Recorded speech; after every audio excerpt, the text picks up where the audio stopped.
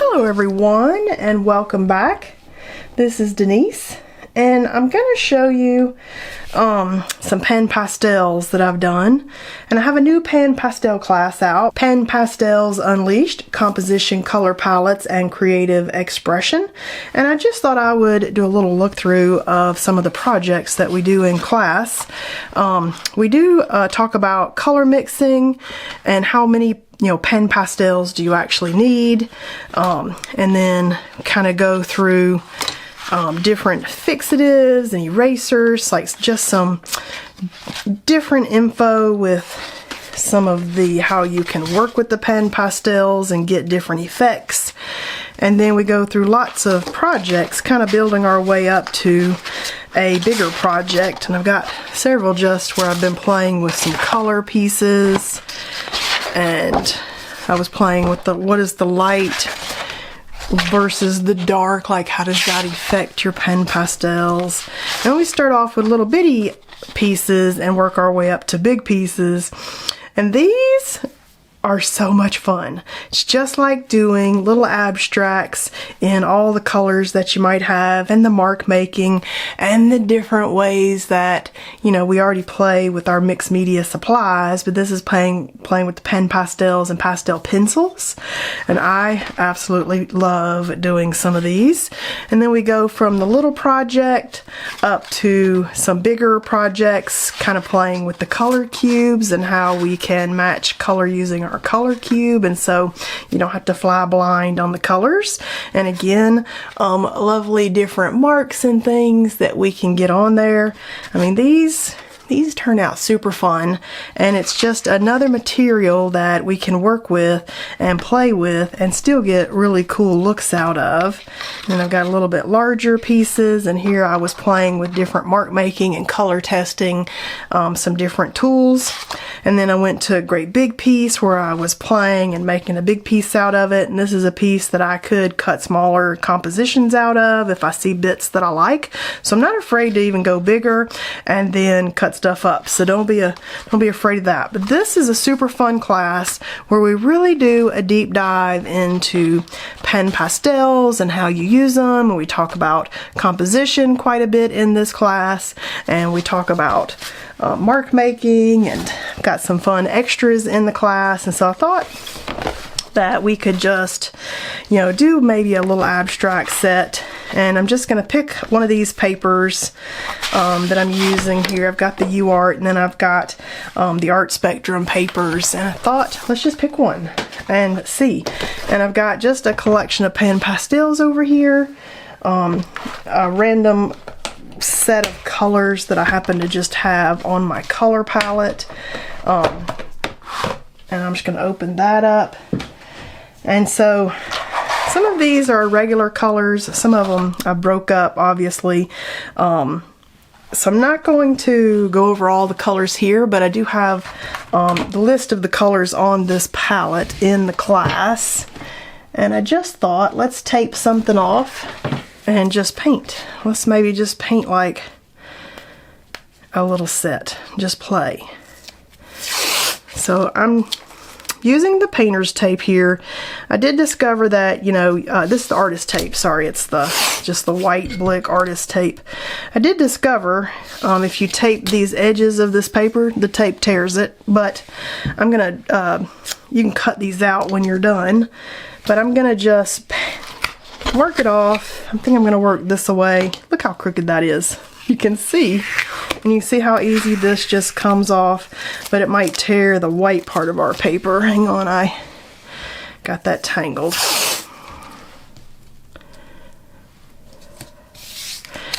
And I'm not using it for anything other than to give me some boundaries here. And I've got just one tool handy, and I've got my microfiber cloth handy.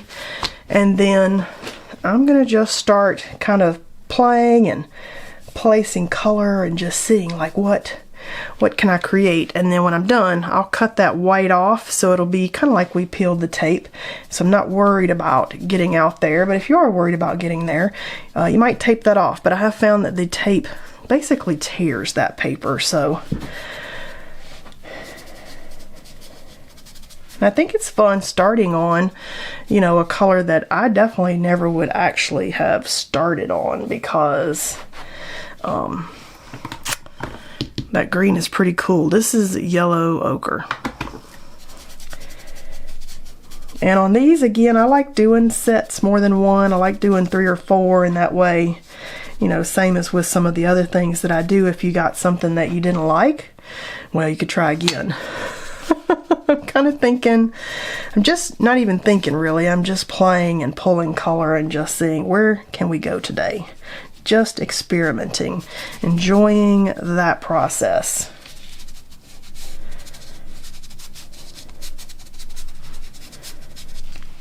And then I just keep using this, and I just wipe it off on my microfiber cloth and kind of keep going. So I kind of like this color. Let me put that back there. This is red iron oxide.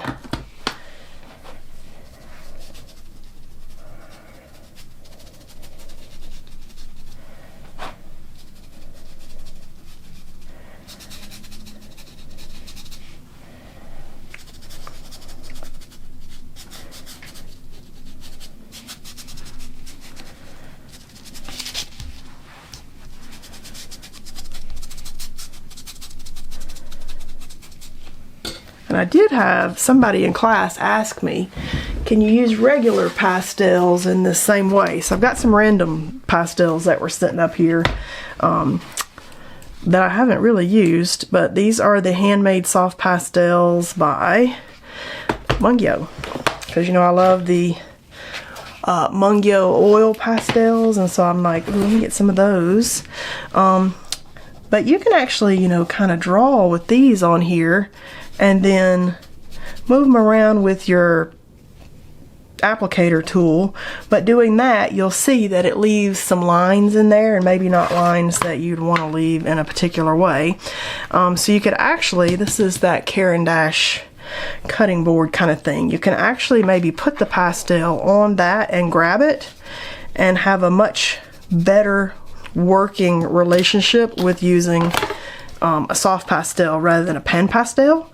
So doesn't work as good drawing on it. That's more for mark making, but you can definitely put it on some type of cutting board surface, and then it'll work exactly like your pan pastels. So if you want to give this a try without buying pan pastels, but maybe you've got soft pastels, you can do that. And you can try grabbing it like this, you know, from with your tool, but it's really hard, so it doesn't grab, just in case you're wondering there.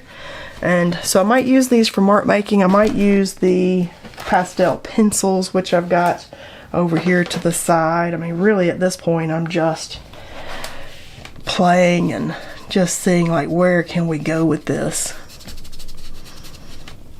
and picking colors that are kind of in a color palette I would maybe like. I like the yellow, I like that red. This is the magenta extra dark that I'm grabbing now. It's kind of inspired by the green that we started with.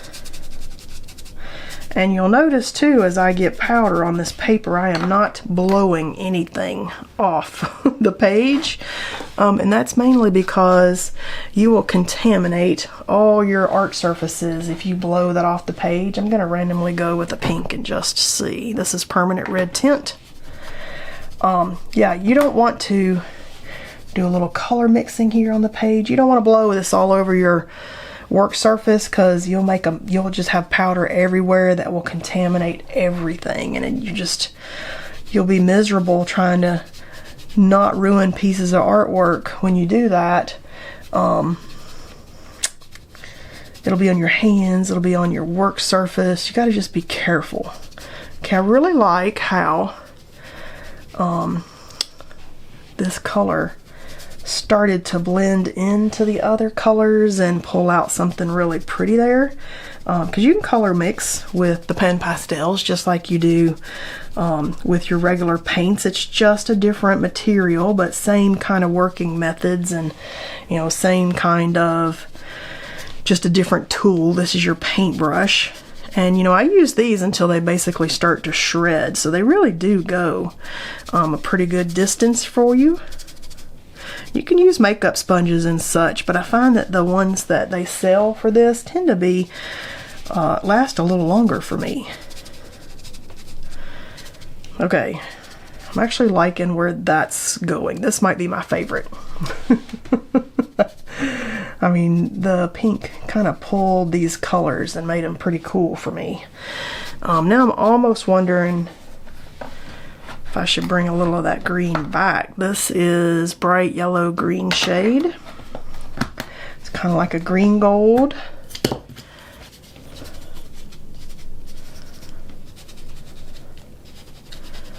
It's just fun to experiment with the different materials, and you know, when I go to make a class, it kind of gives me mentally that permission that I'm kind of seeking to stop and play and have some fun in a material that maybe I don't grab as often, especially here on YouTube. I kind of save YouTube for fun and play and abstracts and working in some books, but I like working with different materials. Okay, I really want to come back to this purple and pull that back in, and I like all the supplies, and so maybe if this is not a supplies I use as often, I take this opportunity when I make classes to do like my own personal project. I'm a big project believer, and I want to, you know, explore it to, you know, as far as I can. Ooh, I like this color. And so I thoroughly enjoyed putting together the Pan Pastel class. It's already got amazing reviews. So I'm very happy about that, because I go all in with the workshops with the different papers and the different methods and the different tools and all the fun things. Okay, so let me show you. I want to get some of this powder off. Let me show you how I do that. It's a really good class, even though you don't see me play with the Pan Pastels here on YouTube very much. All right, so I don't blow this off. So what I do is I'll get like a piece of shop cloth and I'll wet it down, and I will tap all that powder down, and because it's on a wet cloth, keeps that from flying in the air and everything. And then I'll just set that to the side for when I need it again. And I'm kind of interested in some mark making now, so we can do mark making with some different supplies. Let me set this on top of here.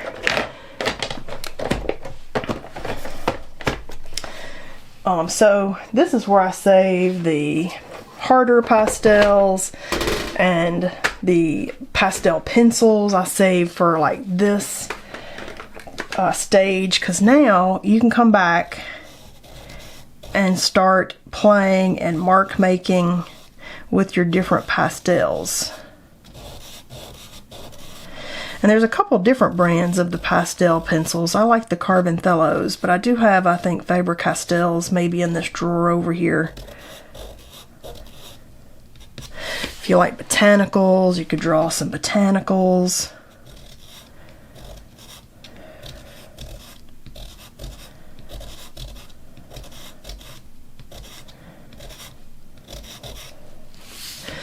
We could come through here and do some fun abstract mark making, which I like to do a lot of, especially if I'm going for my true like old school abstracts that I like. Ooh, I love this one. Any of your favorite marks that you have, you can certainly start experimenting and playing. I've got lots of good ideas for mark making in class for you.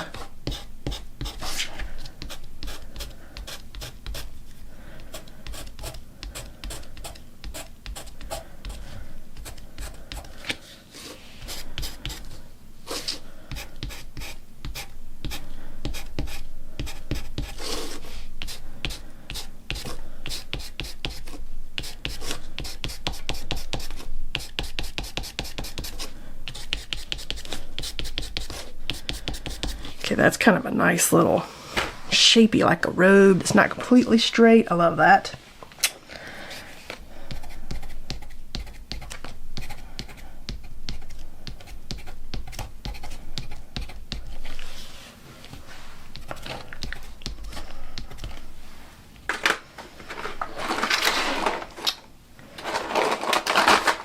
These are so flimsy when you take them out. It's good if you can have your thing sitting flat, but it takes up so much space. But let's see if I can do that without completely knocking it everywhere. There we go. Oh, look at this color. Ooh, I like this color.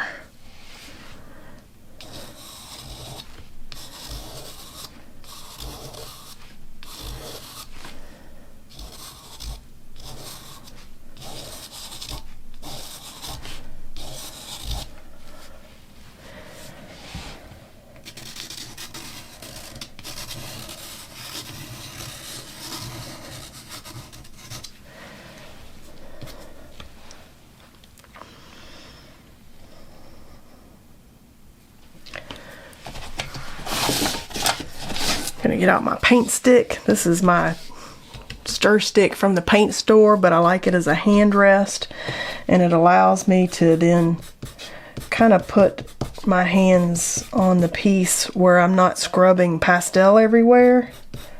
And these you can usually get for free at the paint store, but something like this is truly perfect. It's about 14, probably 18 inches total. It's like the best tool for just kind of holding it off here with your hand so it's floating, and then giving your other hand a rest. I love it. Ooh, I like that. I like that so much that I'm gonna do some over here.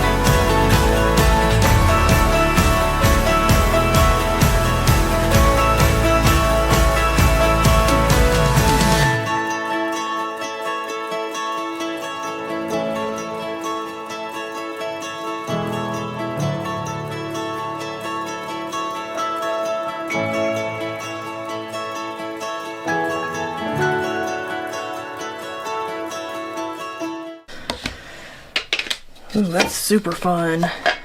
And then we can knock off some of that if we need to.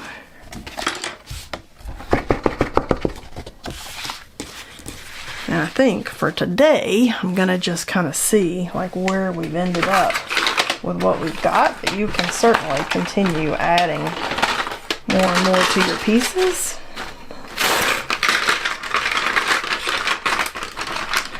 And you could come back to as you think about stuff and continue adding as you need it.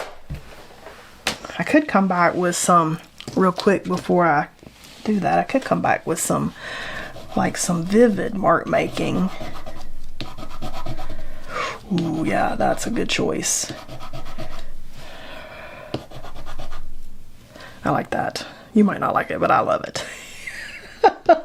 Sometimes you just gotta make yourself happy with a choice you've come up with. And I do like, okay, so these are soft enough for me to break it if I go too hard. That was good to know.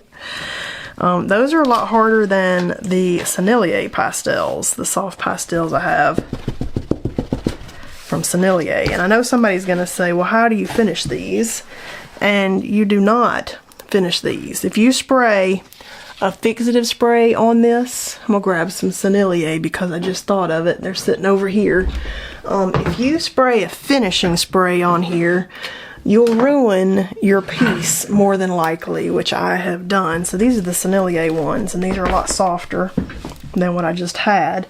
But you'll ruin your piece. Let's do this.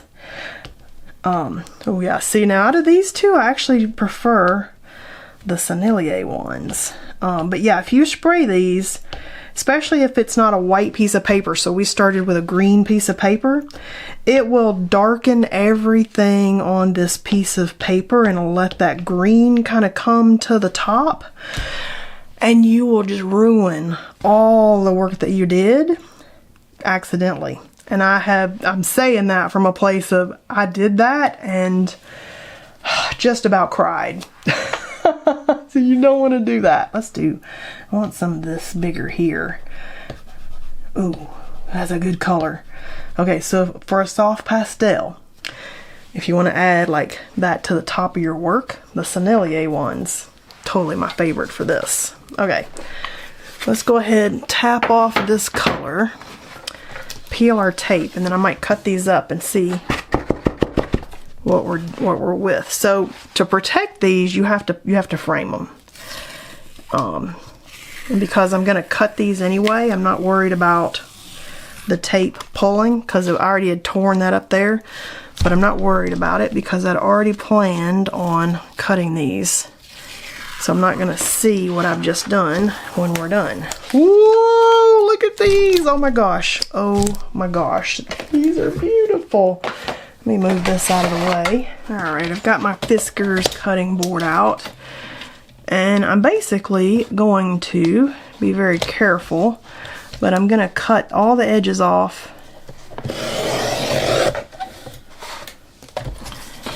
of our piece, trying not to touch our piece. But yeah, you'll have to frame these under glass. So to store them, you'll probably want to go ahead and get a piece of glassine or like dry wax paper or something to cover this side, and then slip that into a clear sleeve to protect it. That'd be the best way to store these until you can frame them under glass. Do not spray fixative on there. I cannot stress that enough. Do a test sheet if you're just determined to do it, and see what your paper and pastels, how they darken or change. Because I don't want you to do what I did and then just want to sit down and cry because you did that accidentally. Look at that. I got the edge crooked and I don't even care. That is, I really kind of doubted my color choices, because you know, I like picking a color palette to start with. It makes the whole process better for me to kind of start with a direction. But look how gorgeous that is. Oh my goodness. And the paper itself is what inspired my direction this time, rather than picking a specific color palette. Oh my gosh. Ooh, look at that one. Whoa. All right. These totally inspiring me to get my Pan Pastels out, because I filmed that Pan Pastel class last year, several months ago. And then I got so inspired with book workshops and some other things that I was working on that this class got pushed a little bit to the side and kept moving its way down the publishing schedule. So now that I've got all these back out, I'm so super inspired. Wow. Check that out. These are gorgeous. So if you're interested in Pan Pastel, working with abstract stuff, looking at composition and marks, and learning more about the medium and color mixing, Pan Pastels Unleashed is my brand new pastel class. I can't wait to see you there. We discover lots of good stuff doing the small, medium, and then moving to a larger piece. And these might be the favorite thing I ever created. I mean, these are kind of amazing. I'm actually surprised at myself that I came up with something that I'm truly loving today. So I can't wait to see you in class. It is on my site and Skillshare, and I'll see you guys next time.